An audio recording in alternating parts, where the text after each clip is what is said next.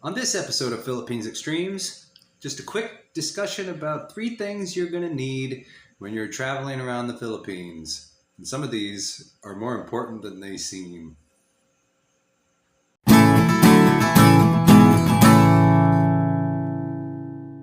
Number one, this has been talked about a lot, but it's something that always affects us, and you should always keep it in mind, and it'll save you a little bit of hassle and a little bit of money. So, first of all, you want to go somewhere, and all you have is a large bill. Well, most of the drivers and taxi drivers and most anywhere is not going to have change for 1,000, and sometimes it's going to be hard for them to break a 500. So if you're riding on a tricycle, make sure you have coins or exact money, because once you arrive at your destination, if you don't, they're just going to want it all. And there's nothing you can really do about it. So if your fare is 50 peso and all you have is even 100, well then kiss that extra 50 goodbye, because you have to pay them.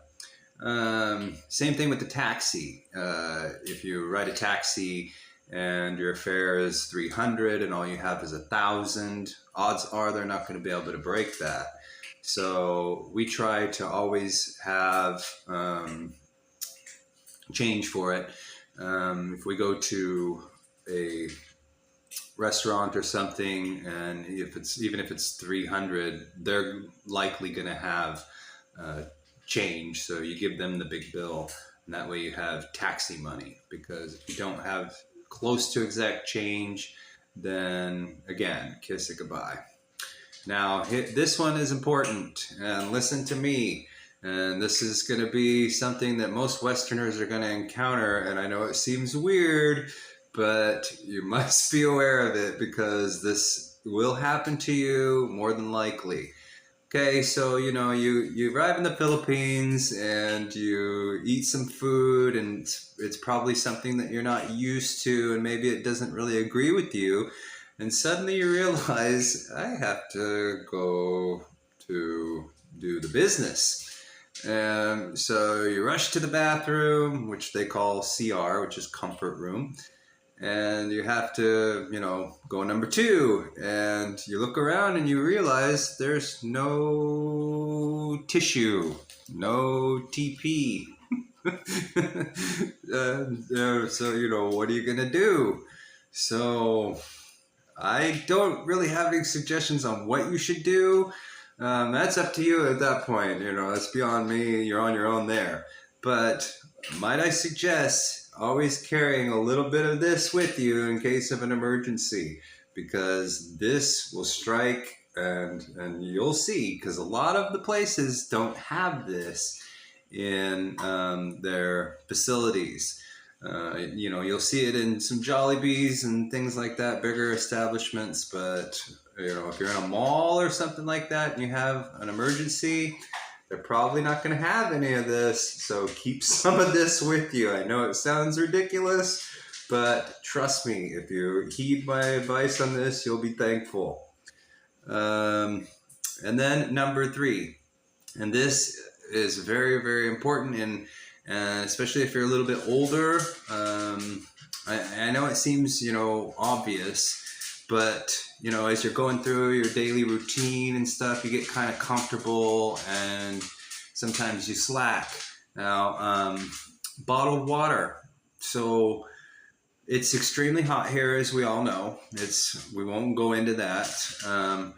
But what can happen to you, and it can happen in a heartbeat, because this happened to me last week, and I was sick as a dog. I couldn't even go anywhere. Lily had to go and buy supplies because I was totally heat stroked. We had been out and about. I didn't drink any water the day before, and we went to eat, and at the restaurant I just got a soda, and then we hopped on a taxi, and then we went to look at a motorcycle, and we were out in the heat.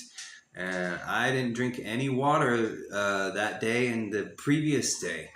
And all of a sudden, I was dehydrated. And I'm talking, it hit me like a ton of bricks. and I think it kind of lowered my immunities, and I had the worst headache, and I was lethargic, and it struck me like a ton of bricks. So I can't implore upon you enough. I mean, I drink a lot of water, but I slacked those couple of days, and that was enough for this heat to just hit me hard.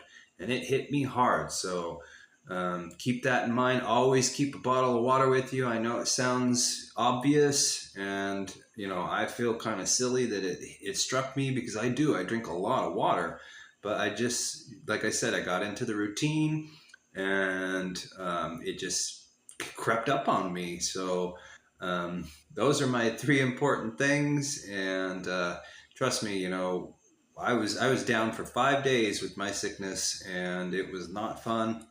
So make sure that you have change for your transportation, some tissue, and drink a lot of water. Sounds simple, but you'll thank me in the end.